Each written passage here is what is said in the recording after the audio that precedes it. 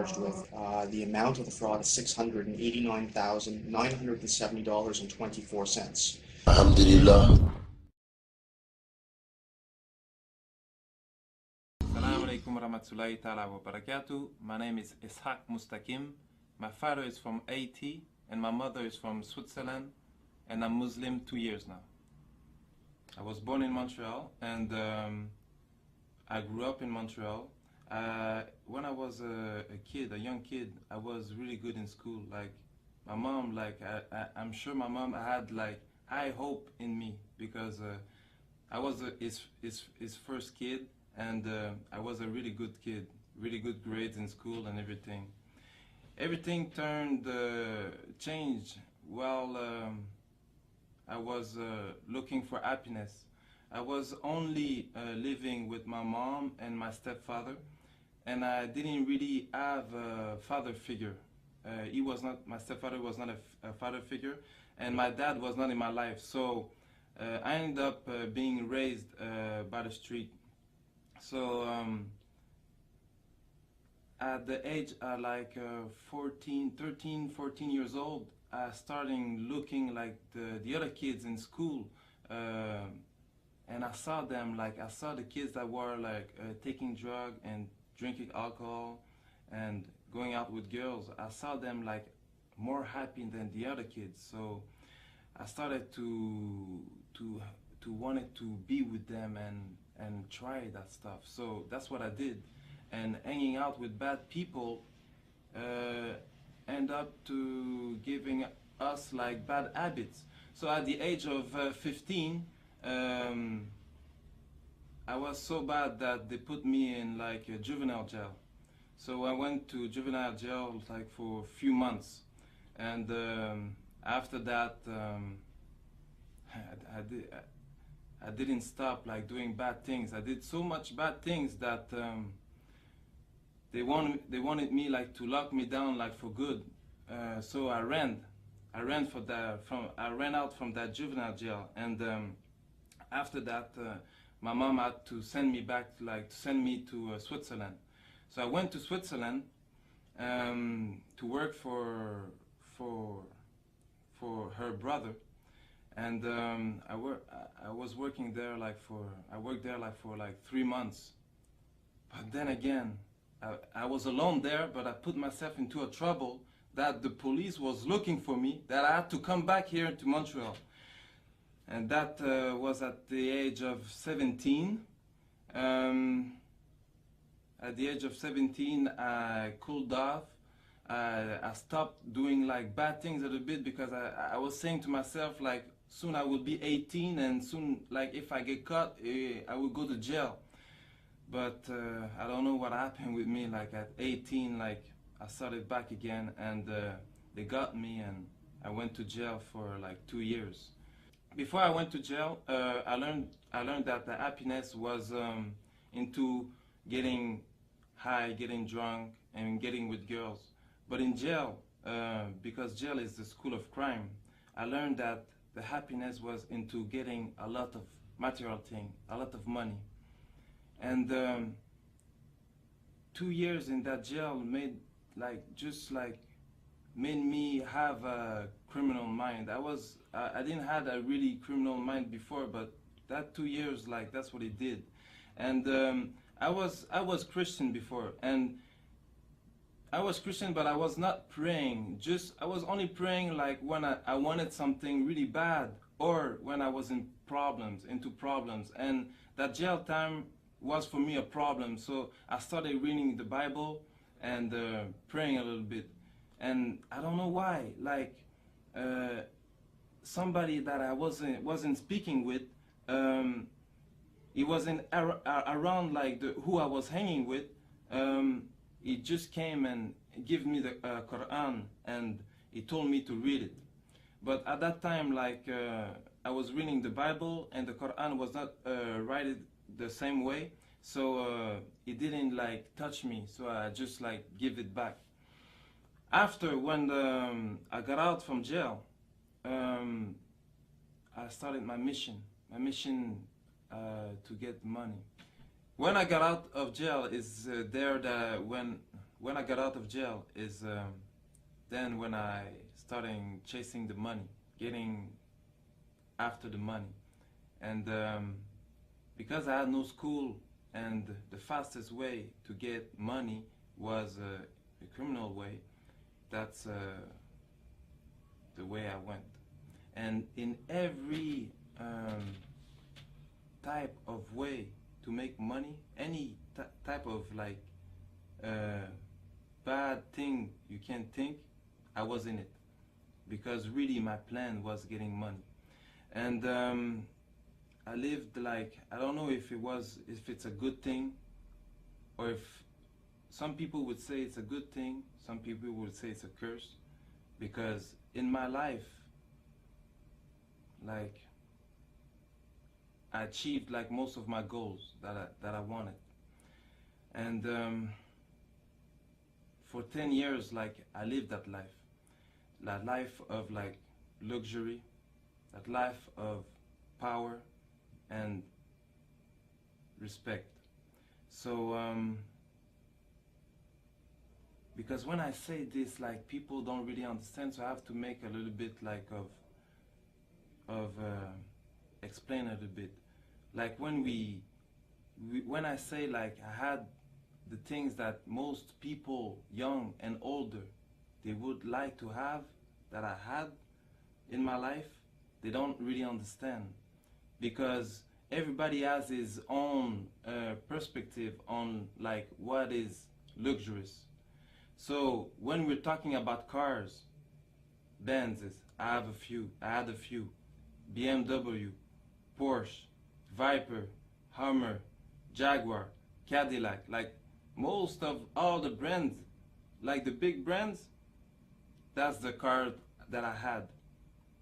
Like houses, condos, but not like only like the cars like normal, like the car, because when you buy a car, it's like to make you happy, but the thing is that happiness doesn't last. So right after, like, you have to suit up the car. But after, when the car is suited up, there's nothing else to do. So you buy another car. Me at one time, like, had like 2 cars, and I was renting out like other cars just to have another change, because like I was bored. I had a house and I was living in hotel suites. It cost me like 10,000 a week just for hotel suites. So the clothes, like just the clothing, like because like when you have money, like even the money like change your style a little bit. Because before I was like I was dressing like everybody, but after that I had to like buy suits, you know, like $3,000-4,000 suits, you know. And I had like me, I was not really the type that was going like into clubs and partying. I didn't really like that. What I liked it more was really, because really I was on a mission. I really liked it more, like staying home, counting money, planning for other plans, you know. So when I got out into the club, was only like for money purpose. When we had like meetings, or like when they invite me, so they had to be like VIPs and everything, because the thing is that most of the rappers, they want to be like gangsters, and most of the kids, they want to be like rappers, but those rappers, they want to be like the criminals. And at one time, that was the type of person I was. I was a person that really liked like to enjoy a good meal. So that's what I liked it most. Every day going to big restaurant, like the biggest restaurant of the cities, and eating on floors that most of you will never see. Like floors that are not open to the public. So we eat like for like few thousand a meal, and that's nothing, because there's other people that's doing more, you know. So that was the type of life that I was living. And I lived like a millionaire life for like 10 years. But at the end, because all that doesn't come from nothing, you have to work a lot. And at the end, I was questioning myself, like, because when you have all that, and I didn't find the happiness, like, even at one time, because I was in my house, that I rebuilt my complete house, like, I made a container, like, to come in front of my house, and I destroyed everything, like, throw out everything in the container, and I rebuilt everything, like, with the best of the material. But even after, I'm alone in my house, like, and I'm thinking, like, I'm not happy. Even if I drink the best of the alcohol, I'm not happy. So I was questioning myself, like, really badly. And it's then when sometimes, like, you go into, like, little, like, what we can call, like, depression, because you're questioning yourself so much. And at the same time, like, because when you live that kind of life, it can't be good forever. So after 10 years, I got caught for a little thing, and I had a sentence of 11 months.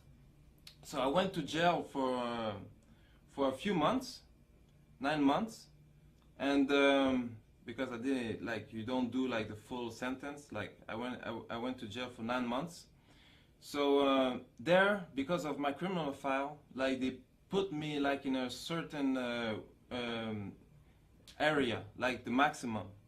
And at that time, like, they put me, like, even, like, if I had, like, a good life, there's always, like, you always want more.